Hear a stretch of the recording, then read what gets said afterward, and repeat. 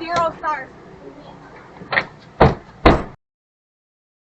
Pwede ka ano yung seat sa harap? Ilan po kayo? 4-seaters lang po eh. Maybe yung ikaw. Kasama po yan sa bilang po. So ano yung gawin mo? Hindi ka nang gawin. Opo, cancel po. Dapat 6-seaters po.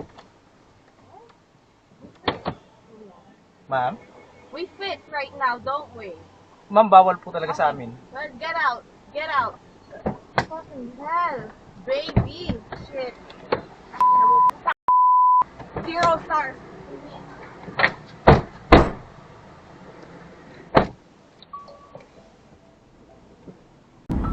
So, bali yun na nga guys ang nangyari.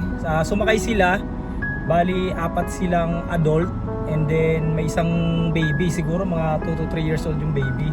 So, in-explain natin kay La Madam na bawal nga dahil nga sa rules ni Grab and syempre sa LTO bawal talaga yung excess passenger. So, dapat ang binook nila is 6-seaters. So, yun nga, hindi ko alam kung nagkamali sila Madam na 4-seaters lang yung binook.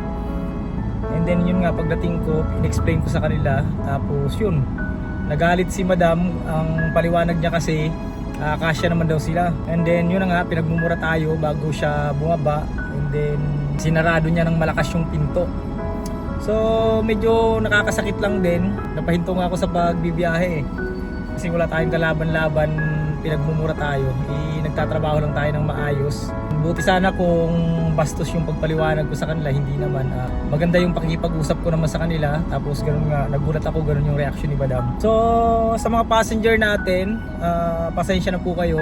So bawal po talaga yung mag-book kayo ng 4-seaters tapos 5 kayo.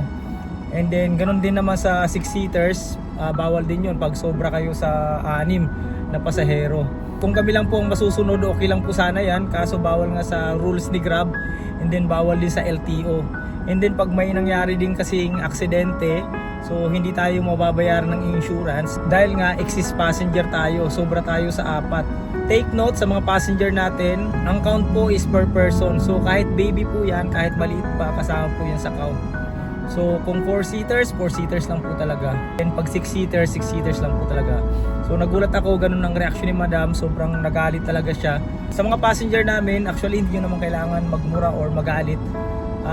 Ano lang naman yan, pag nagkamali kayo ng book, 4-seaters yung nabook nyo, pwede naman mag-book kayo ulit ng 6-seaters. So hindi nyo naman kailangan magmura. Or okay lang naman yan sa amin kahit i-cancel nyo kasi nga bawal talaga sa amin. Kasi yung po talaga yung rules. So yun lang po, maraming salamat and pasensya na po kayo.